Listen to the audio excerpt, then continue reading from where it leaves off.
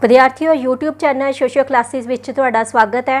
अज दे असी अपने इस वीडियो विच बचन बेदिल की कविता चल मना चल उस पिंड चलीए की प्रसंग सहित व्याख्या करन जा रहे हैं। इस कविता की प्रसंग सहित व्याख्या करन तो पहला असी कवि बारे थोड़ा जान लैंदे हाँ। बचन बेदिल का जन्म 1 फरवरी 1967 ईस्वी नूं पिंड बडरुखा जिला संगरूर विखे माता मुख्तियार कौर जी के कुखों होया। बचन बेदिल जी पंजाबी दे प्रसिद्ध गीतकार अते कवि हैं। उन्होंने अपनी माँ बोली पंजाबी दे विच लगभग 500 गीत लिखे, जिन्हां नूं वख-वख गायिका ने बहुत ही सुरीली आवाज़ दे विच रिकॉर्ड किया अते आम लोगों तक पहुँचाया। उन्हां नूं कैनेडा, कोलकाता अते हैदराबाद दियां पंजाबी संस्थावां वल्लों विशेष तौर पर सन्मानित भी किया गया। उन्हां दियां रचनावां विच पंजाब, पंजाबी विरसे अते पंजाबी भाषा नूं जिउंदा रखण दी कोशिश की गई है अते इस तरह इन्हां दा ये उपराला कामयाब भी होया है। ये कविता इस तरह है। चल मना उस पिंड चलीए जिस पिंड तो हाँ आए, जिस पिंड दे एक घर दी छत ते बैठा कां कुरलाए, जिस पिंड विच सलेटी शामां सुरख सुरख प्रभातां, सोने रंग सिखर दोपहरे चांदी रंगियां रातां। इसका प्रसंग इस तरह है। यह काव्य सतरां पंजाबी की पाठ पुस्तक काव्य रंग विच दर्ज बचन बेदिल जी द्वारा लिखी कविता चल मना चल उस पिंड चलीए विचों लईआं गईआं हन। इस कविता विच कवि ने अपने पिंड नूं याद किया है। इस दे नाल ही वह पंजाबी विरसे नूं भी याद करता है, क्योंकि हुण दी पीढ़ी पंजाबी विरसे नूं भुला रही है।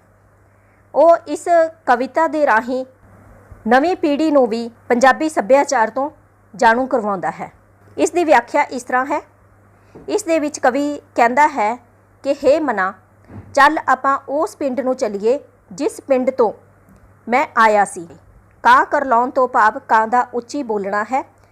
इस तो भाव लिया जाता है पुराने लोग ये मनते सन जिस घर की छत उपर कां उच्ची उच्ची बोलता है तां उस घर कोई ना कोई प्राहुणा जरूर आता है। तां इस तरह के नाल कवि इत्थे ये दर्शा रहा है कि जदों मैं उस पिंड नूं जाण की गल करदा हाँ तो मैनूं इस तरह लगता है कि मेरे जाण तो पहला ही उत्थे कां उच्ची उच्ची कुरला के लोकां नूं दस रहा है कि अज इत्थे कोई प्राहुणा आउणा है। हे मना उस पिंड चलीए जिस पिंड दे विच शामां सलेटी रंग दियां हो गईयां हन।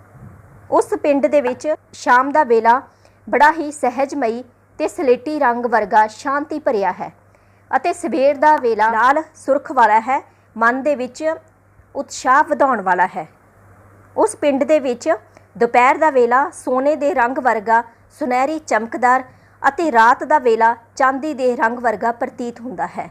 इस तो भाव है कि पिंडां दे विच हर तरह का मौसम बहुत ही सुहावना है। जिस पिंड भट्ठी उत्ते बैठी भुन्नदी भूआ दाणे, दाणे लैके झोली दे विच पाउंदी मोड़ मखाणे, जिस पिंड कच्चे घर कुड़ियां ने लिपे ला ला तलियां, बूहे उत्ते मोर बनाए कंधां ते फुलकलियां। इत्थे कवि इन्हां सतरां विच दसदा है कि पिंड दी भट्ठी उत्ते भूआ भठियारन दाणे भुन रही है। ਉਹ दाणे लैके उन्हां नूं भुन के मखाणे वर्गे बना के वापस झोली दे विच पा दिंदी है कि उस पिंड दे विच कच्चे घरां नूं कुड़ियां ने हथेलियां दे नाल लिप के बहुत ही सुंदर बनाया है अते उन्हां दे बूहियां दे उत्ते मोर बना के इस तो इलावा कंधां दे उपर फुल बूटियां उकेरियां हन, जिस दे नाल ओह बहुत ही सोहणे बन गए हैं। इस तरह यह कलाकारी का नमूना नज़र आता है। इस कलाकारी तो पुराने विरसे के दर्शन हुंदे हन।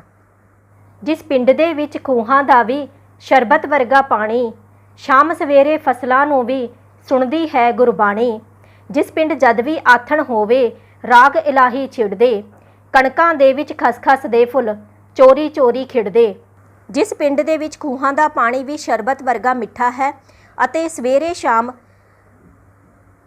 इस पानी नाल फसलां झूमदियां हन ते इस तरह प्रतीत हुंदा है कि सुबह के सवेरे सवेरे गुरबाणी का पाठ चल रहा होवे ਅਤੇ ਉਹ ਇਸ ਨੂੰ ਸੁਣ ਰਹੀਆਂ ਹੋਣ। ਪਿੰਡਾਂ ਦੇ ਵਿੱਚ ਅਕਸਰ ਹੀ ਸ਼ਾਮ ਵੇਲੇ ਰੱਬੀ ਸੰਗੀਤ ਛਿੜਦਾ ਕੀਰਤਨ ਹੁੰਦੇ ਸਨ ਅਤੇ ਉਸ ਸਮੇਂ ਇਸ ਤਰ੍ਹਾਂ ਲੱਗਦਾ ਸੀ ਜਿਵੇਂ ਕਿ ਕੁਦਰਤ ਵਿੱਚ ਵੀ ਖੇੜਾ ਆ ਗਿਆ ਹੋਵੇ। ਇਸ ਤਰ੍ਹਾਂ ਪਿੰਡਾਂ ਦੇ ਵਿੱਚ ਖੇਤਾਂ ਦੇ ਵਿੱਚ ਕਣਕਾਂ ਹੋਇਆ ਕਰਦੀਆਂ ਸਨ ਤਾਂ ਉਸ ਦੇ ਵਿੱਚ ਹੀ ਕਿਤੇ ਕਿਤੇ ਖਸਖਸ ਦੇ ਬੂਟੇ ਵੀ ਉੱਗ ਜਾਂਦੇ ਸਨ ਅਤੇ ਉਹਨਾਂ ਦੇ ਫੁੱਲ ਲੱਗ ਜਾਂਦੇ ਸਨ ਤੇ ਉਹ ਇਸ ਤਰ੍ਹਾਂ ਪ੍ਰਤੀਤ ਹੁੰਦਾ ਸੀ ਜਿਵੇਂ ਕਿ ਉਹ ਚੋਰੀ ਝਾਕ ਰਹੇ ਹੋਣ।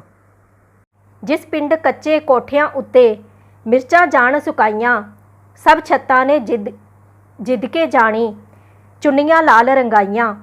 ਜਿਸ ਪਿੰਡ ਦੇ ਵਿੱਚ ਮਾਖਿਓਂ ਮਿੱਠੀ ਵਸਦੀ ਹੈ ਮਾਂ ਬੋਲੀ, ਉਸ ਬੋਲੀ ਵਿੱਚ ਬਾਰਿਸ਼ ਬੋਲੇ, ਸ਼ਿਵ ਨੇ ਮਿਸਰੀ ਘੋਲੀ। ਇਸ ਤਰ੍ਹਾਂ ਕਵੀ ਸਤਰਾਂ ਵਿੱਚ ਦੱਸਦਾ ਹੈ ਕਿ ਉਸ ਪਿੰਡ ਦੇ ਵਿੱਚ ਕੱਚੇ ਕੋਠਿਆਂ ਦੇ ਉੱਪਰ ਲੋਕਾਂ ਨੇ ਲਾਲ ਮਿਰਚਾਂ ਸੁਕਾਈਆਂ ਹੋਈਆਂ ਹਨ ਅਤੇ ਇਸ ਤਰ੍ਹਾਂ ਲੱਗ ਰਿਹਾ ਹੈ ਜਿਵੇਂ ਕਿ ਸਾਰੇ ਲੋਕਾਂ ਨੇ ਮਿੱਥ ਕੇ ਇੱਕੋ ਹੀ ਦਿਨ ਇਹ ਸਾਰੀਆਂ ਮਿਰਚਾਂ ਸੁਕਾਈਆਂ ਹੋਣ ਅਤੇ ਇਹ ਇਸ ਤਰ੍ਹਾਂ ਪ੍ਰਤੀਤ ਹੁੰਦੀਆਂ ਹਨ ਜਿਵੇਂ ਕਿ ਲਾਲ ਰੰਗ ਦੀਆਂ ਚੁੰਨੀਆਂ ਰੰਗਣ ਤੋਂ ਬਾਅਦ ਇੱਥੇ ਸੁਕਾਉਣ ਲਈ ਰੱਖ ਦਿੱਤੀਆਂ ਹੋਣ। ਇਹਨਾਂ ਸਤਰਾਂ ਵਿੱਚ ਕਵੀ ਦੱਸਦਾ ਹੈ ਕਿ ਇਸ ਪਿੰਡ ਦੀ ਮਾਂ ਬੋਲੀ ਬਹੁਤ ਹੀ ਮਿੱਠੀ ਹੈ ਅਤੇ ਇਸ ਬੋਲੀ ਦੇ ਵਿੱਚ ਜਿਵੇਂ ਵਾਰਿਸ ਸ਼ਾਹ, ਬੁੱਲੇ ਸ਼ਾਹ ਅਤੇ ਸ਼ਿਵ ਕੁਮਾਰ ਬਟਾਲਵੀ ਨੇ ਆਪਣੀ ਮਿਸ਼ਰੀ ਘੋਲ ਦਿੱਤੀ ਹੋਵੇ, ਭਾਵ ਕਿ ਇਹਨਾਂ ਨੇ ਪੰਜਾਬੀ ਦੇ ਵਿੱਚ ਆਪਣੀਆਂ ਰਚਨਾਵਾਂ ਰਚੀਆਂ ਅਤੇ ਇਸ ਨੂੰ ਹੋਰ ਵੀ ਜ਼ਿਆਦਾ ਸਲਾਹੁਣਯੋਗ ਬਣਾ ਦਿੱਤਾ। ਜਿਸ ਪਿੰਡ ਇੱਕ ਮਸੀਤ ਪੁਰਾਣੀ, ਮੰਦਰ ਲਹਿੰਦੇ ਪਾਸੇ, ਚੜ੍ਹਦੇ ਪਾਸੇ ਘਰ ਗੁਰੂਆਂ ਦਾ, ਹੁੰਦੇ ਨਿਤ ਅਰਦਾਸੇ। ਉਸ ਪਿੰਡ ਵਿੱਚ ਬਰੋਟਾ ਇੱਕ ਨਿਸ਼ਾਨੀ ਬੜੀ ਪੁਰਾਣੀ, ਲੋਕ ਸਿਆਣੇ ਦੱਸਦੇ ਮੇਰੇ ਪੜਦਾਦੇ ਦਾ ਹਾਣੀ। ਇਸ ਪਿੰਡ ਦੇ ਵਿੱਚ ਇੱਕ ਪੁਰਾਣੀ ਮਸੀਤ ਹੈ ਜੋ ਕਿ ਲਹਿੰਦੇ ਪਾਸੇ ਹੈ ਅਤੇ ਮੰਦਰ ਵੀ ਹੈ ਅਤੇ ਚੜ੍ਹਦੇ ਪਾਸੇ ਪੂਰਬ ਵਾਲੇ ਪਾਸੇ ਗੁਰਦੁਆਰਾ ਹੈ। ਇਸ ਤਰ੍ਹਾਂ ਮਸੀਤ, ਗੁਰਦੁਆਰੇ ਅਤੇ ਮੰਦਰ ਦੇ ਵਿੱਚ ਹਰ ਰੋਜ਼ ਹੀ ਅਰਦਾਸਾਂ ਹੁੰਦੀਆਂ ਹਨ ਅਤੇ ਉਸੇ ਪਿੰਡ ਦੇ ਵਿੱਚ ਇੱਕ ਬਰੋਟਾ ਹੈ ਜਿਸ ਤੋਂ ਭਾਵ ਹੈ ਇੱਕ ਪੁਰਾਣਾ ਬੋਹੜ ਦਾ ਦਰਖਤ ਜੋ ਕਿ ਬਹੁਤ ਹੀ ਪੁਰਾਣੀ ਨਿਸ਼ਾਨੀ ਹੈ। ਸਿਆਣੇ ਲੋਕ ਦੱਸਦੇ ਹਨ ਇਹ ਜਿਵੇਂ ਮੇਰੇ ਪੜਦਾਦੇ ਦਾ ਹਾਣੀ ਹੋਵੇ, ਭਾਵ ਕਿ ਮੇਰੇ ਪਿਤਾ ਦੇ ਦਾਦੇ ਦੇ ਵੇਲੇ ਦਾ ਹੈ। ਜਿਸ ਪਿੰਡ ਦੇ ਵਿੱਚ ਢਾਬ ਕਿਨਾਰੇ, ਤਰਵੈਣੀ ਦੇ ਥੱਲੇ, ਹੜ੍ਹ ਮਹੀਨੇ ਵਿੱਚ ਵੀ ਠੰਡੀ ਪੌਣ ਪੂਰੇ ਦੀ ਚੱਲੇ। ਉਸ ਢਾਬ ਦੇ ਵਿੱਚ ਤਰਦੀਆਂ ਜੋ ਕੂੰਜਾਂ ਮੁਰਗਾਈਆਂ, ਕਮਲ ਫੁੱਲਾਂ ਦੀ ਲੈਣ ਸੁਗੰਧੀ, ਪਾਰ ਸਮੁੰਦਰੋਂ ਆਈਆਂ। ਇਸ ਤਰ੍ਹਾਂ ਇਸ ਪਿੰਡ ਦੇ ਵਿੱਚ ਜਿੱਥੇ ਪਾਣੀ ਇਕੱਠਾ ਹੁੰਦਾ ਹੈ ਉਸ ਨੂੰ ਢਾਬ ਕਿਹਾ ਜਾਂਦਾ ਹੈ ਅਤੇ ਇਸ ਦੇ ਕਿਨਾਰੇ 'ਤੇ 3 ਰੁੱਖ ਲੱਗੇ ਹਨ ਜਿਵੇਂ ਕਿ ਪਿੱਪਲ, ਬੋੜ ਤੇ ਨਿੰਮ। ਇੱਥੇ ਹਾੜ ਦੇ ਮਹੀਨੇ ਵਿੱਚ ਵੀ ਠੰਡੀ ਹਵਾ ਚੱਲ ਰਹੀ ਹੈ ਜੋ ਕਿ ਪੂਰਬ ਵਾਲੇ ਪਾਸੇ ਦੀ ਹਵਾ ਹੁੰਦੀ ਹੈ, ਉਸ ਨੂੰ ਪੁਰੇ ਦੀ ਹਵਾ ਕਿਹਾ ਜਾਂਦਾ ਹੈ ਜੋ ਕਿ ਬਹੁਤ ਹੀ ਠੰਡੀ ਹੁੰਦੀ ਹੈ। ਉਸ ਢਾਬ ਦੇ ਵਿੱਚ ਕੁੰਜਾਂ ਤੇ ਮੁਰਗਾਬੀਆਂ ਤਰ ਰਹੀਆਂ ਹਨ ਅਤੇ ਉਹ ਇਸ ਤਰ੍ਹਾਂ ਪ੍ਰਤੀਤ ਹੋ ਰਹੀਆਂ ਹਨ ਕਿ ਕਿਤੇ ਹੋਰ ਦੇਸ਼ਾਂ ਦੇ ਵਿੱਚੋਂ ਇੱਥੇ ਆ ਗਈਆਂ ਹੋਣ। ਕਈ ਸਮੁੰਦਰ ਪਾਰ ਕਰਕੇ ਇੱਥੇ ਕਮਲ ਦੇ ਫੁੱਲਾਂ ਦੀ ਖੁਸ਼ਬੂ ਲੈਣ ਲਈ ਆ ਕੇ ਇੱਥੇ ਤਰ ਰਹੀਆਂ ਹੋਣ। ਜਿਸ ਪਿੰਡ ਦੇ ਵਿੱਚ ਵੜਦੇ ਹਾਂ ਜਦ ਨਜ਼ਰੀ ਪੈਣ ਗੁਹਾਰੇ, ਚਿਣਚਿਣ ਲਾਈਆਂ ਗੋਲ ਪਾਥੀਆਂ ਲਾ ਕੇ ਚਿੱਤ ਉਸਾਰੇ। ਪਰ ਪਾਥੀ ਦੇ ਮੱਥੇ ਉੱਤੇ ਉਕਰੀਆਂ ਤਕਦੀਰਾਂ, ਕੁੜੀਆਂ ਕਤਰੀਆਂ ਦੇ ਕੋਮਲ ਹੱਥਾਂ ਦੀਆਂ ਲਕੀਰਾਂ। ਪਾਂਡੂ ਦੇ ਸੰਗ ਲਿਪ ਉੱਤੇ ਕੀਤੀ ਚਿੱਤਰਕਾਰੀ, ਪਿੰਡ ਗੁਹਾਰਿਆਂ ਤੋਂ ਦਿਸ ਜਾਂਦਾ ਕਹਿੰਦੀ ਦੁਨੀਆ ਸਾਰੀ। ਜਦੋਂ ਇਸ ਪਿੰਡ ਦੇ ਵਿੱਚ ਵੜਦੇ ਆ ਤਾਂ ਉੱਥੇ ਗੁਹਾਰੇ ਨਜ਼ਰ ਆਉਂਦੇ ਹਨ। ਗੁਹਾਰੇ ਤੋਂ ਭਾਵ ਇੱਥੇ ਪਾਥੀਆਂ ਨੂੰ ਸੰਭਾਲ ਕੇ ਰੱਖਣ ਲਈ ਜਗ੍ਹਾ ਜਿਸ ਨੂੰ ਕਿ ਬਹੁਤ ਹੀ ਸੋਹਣੇ ਢੰਗ ਦੇ ਨਾਲ ਚਿਣਿਆ ਜਾਂਦਾ ਹੈ ਤੇ ਉਸ ਦੇ ਉੱਪਰ ਵੀ ਉਸ ਨੂੰ ਲੇਪ ਕਰਕੇ ਆਸੇ-ਪਾਸਿਓਂ ਢੱਕ ਦਿੱਤਾ ਜਾਂਦਾ ਹੈ। ਇਸ ਤਰ੍ਹਾਂ ਇਹ ਗੁਹਾਰੇ ਪਿੰਡ ਵਿੱਚ ਵੜਦੇ ਹੀ ਨਜ਼ਰੀ ਪੈਂਦੇ ਹਨ ਅਤੇ ਇਸ ਦੇ ਵਿੱਚ ਪਾਥੀਆਂ ਨੂੰ ਚਿਣ ਕੇ ਆਪਦਾ ਮਨ ਲਗਾ ਕੇ ਸ਼ੌਂਕ ਦੇ ਨਾਲ ਉਸਾਰਿਆ ਗਿਆ ਹੈ। ਇਸ ਤਰ੍ਹਾਂ ਪ੍ਰਤੀਤ ਹੁੰਦਾ ਹੈ ਕਿ ਇਹਨਾਂ ਪਾਥੀਆਂ ਦੇ ਉੱਤੇ ਇਹਨਾਂ ਕੁੜੀਆਂ ਕਤਰੀਆਂ ਦੀਆਂ ਤਕਦੀਰਾਂ ਲਿਖ ਦਿੱਤੀਆਂ ਹੋਣ। ਕਤਰੀਆਂ ਦੇ ਕੋਮਲ ਹੱਥਾਂ ਦੀਆਂ ਲਕੀਰਾਂ ਇਹਨਾਂ ਪਾਥੀਆਂ ਦੇ ਉੱਪਰ ਉਹਨਾਂ ਦੀਆਂ ਤਕਦੀਰਾਂ ਬਣ ਕੇ ਛਪ ਗਈਆਂ ਹੋਣ। ਚੀਕਨੀ ਮਿੱਟੀ ਦੇ ਨਾਲ ਇਸ ਨੂੰ ਲਿਪ ਕੇ ਇਸ ਦੇ ਉੱਪਰ ਚਿੱਤਰਕਾਰੀ ਕੀਤੀ ਜਾਂਦੀ ਹੈ ਅਤੇ ਗੁਹਾਰਿਆਂ ਤੋਂ ਇਸ ਤਰ੍ਹਾਂ ਲੱਗਦਾ ਹੈ ਕਿ ਸਾਰੀ ਦੁਨੀਆ ਦੇ ਦਰਸ਼ਨ ਹੋ ਜਾਂਦੇ ਹਨ ਕਿਉਂਕਿ ਇੱਥੇ ਚਿੱਤਰਕਾਰੀ ਬਹੁਤ ਹੀ ਖੂਬਸੂਰਤੀ ਦੇ ਨਾਲ, ਕਲਾਕਾਰੀ ਦੇ ਨਾਲ ਕੀਤੀ ਜਾਂਦੀ ਹੈ। ਜਿਸ ਪਿੰਡ ਖੋਹੀਆਂ ਦੇ ਵਿੱਚ ਖੌਰੇ ਕਿਸਨੇ ਸ਼ਹਿਦ ਮਿਲਾਇਆ, ਉਂਗਲਾਂ ਚੱਟਦਾ ਰਹਿ ਜੇ ਪਾਣੀ, ਪੀ ਲੈ ਜੇ ਤਿਰਹਾਇਆ। ਰੂਹਾਂ ਨੂੰ ਨਸ਼ਿਆ ਦਿੰਦੀ ਹੈ ਜਿਸ ਪਿੰਡ ਦੀ ਹਰਿਆਲੀ, ਖੁਸ਼ੀਆਂ ਦੇ ਵਿੱਚ ਖੀਵੀ ਹੋ ਕੇ ਨੱਚਦੀ ਡਾਲੀ ਡਾਲੀ। ਇਸ ਤਰ੍ਹਾਂ ਇਹਨਾਂ ਖੂਹੀਆਂ, ਪਿੰਡ ਦੀਆਂ ਖੂਹੀਆਂ ਉੱਤੇ ਪਾਣੀ ਇਸ ਤਰ੍ਹਾਂ ਦਾ ਹੈ ਜਿਵੇਂ ਕਿਸੇ ਨੇ ਕੋਈ ਸ਼ਹਿਦ ਮਿਲਾਇਆ ਹੋਵੇ, ਅਤੇ ਇਸ ਪਾਣੀ ਨੂੰ ਜਦੋਂ ਕੋਈ ਪਿਆਸਾ ਪੀ ਲੈਂਦਾ ਹੈ ਤਾਂ ਉਹ ਇਸ ਤਰ੍ਹਾਂ ਕਿ ਉਂਗਲਾਂ ਹੀ ਚੱਟਦਾ ਰਹਿ ਗਿਆ ਹੋਵੇ, ਇੰਨਾ ਜ਼ਿਆਦਾ ਸਵਾਦ ਉਸ ਨੂੰ ਆਉਂਦਾ ਹੈ। ਇਸ ਤਰ੍ਹਾਂ ਇਸ ਪਿੰਡ ਦੀ ਹਰਿਆਲੀ ਜਿਹੜੀ ਹੈ ਉਹ ਰੂਹਾਂ ਨੂੰ ਮਸਤ ਕਰ ਦਿੰਦੀ ਹੈ, ਆਤਮਾ ਨੂੰ ਖੁਸ਼ ਕਰ ਦਿੰਦੀ ਹੈ, ਅਤੇ ਇਹਨਾਂ ਖੁਸ਼ੀਆਂ ਦੇ ਵਿੱਚ ਹਰਿਆਵਲ ਹਰ ਪਾਸੇ ਨਜ਼ਰ ਆਉਂਦੀ ਹੈ, ਅਤੇ ਡਾਲੀ ਡਾਲੀ ਹਰ ਇੱਕ ਟਹਿਣੀ ਖੁਸ਼ੀ ਦੇ ਨਾਲ ਝੂਮ ਰਹੀ ਹੋਵੇ, ਇਸ ਤਰ੍ਹਾਂ ਪ੍ਰਤੀਤ ਹੁੰਦੀ ਹੈ। ਜਿਸ ਪਿੰਡ ਦੇ ਵਿੱਚ ਬਾਜੀਗਰ ਨੇ ਬਾਜੀ ਆ ਕੇ ਪਾਉਂਦੇ, ਕੜਿਆਂ ਵਿੱਚ ਦੀ ਲਿਫ ਲਿਫ ਲੰਘਦੇ, ਕੌਤਕ ਬੜੇ ਵਿਖਾਉਂਦੇ। ਜਿਸ ਪਿੰਡ ਦੇ ਵਿੱਚ ਊੜਾ ਆੜਾ ਈੜੀ ਸੀ ਜਦ ਪੜ੍ਹਦੇ, ਫੁੱਲਾਂ ਉੱਤੋਂ ਰੰਗ ਬਰੰਗੀਆਂ ਤਿਤਲੀਆਂ ਸੀ ਫੜਦੇ। ਇਸ ਪਿੰਡ ਦੇ ਵਿੱਚ ਬਾਜੀਗਰ ਆਪਣੀ ਬਾਜ਼ੀ ਪਾਉਂਦੇ ਹਨ, ਕਰਤੱਵ ਦਿਖਾਉਂਦੇ ਹਨ, ਅਤੇ ਲੋਹੇ ਦੇ ਬਣੇ ਹੋਏ ਗੋਲਾਕਾਰ ਛੱਲਿਆਂ ਦੇ ਵਿੱਚੋਂ ਦੀ ਆਪਣੇ ਆਪ ਨੂੰ ਲਗਾ ਲੈਂਦੇ ਆ। ਇਸ ਤਰ੍ਹਾਂ ਦੇ ਨਾਲ ਉਹਨਾਂ ਦਾ ਸਰੀਰ ਬਹੁਤ ਹੀ ਜ਼ਿਆਦਾ ਲਚਕੀਲਾ ਹੁੰਦਾ, ਜਿਸ ਦੇ ਨਾਲ ਉਹ ਕਰਤੱਵ ਦਿਖਾਉਂਦੇ ਹਨ।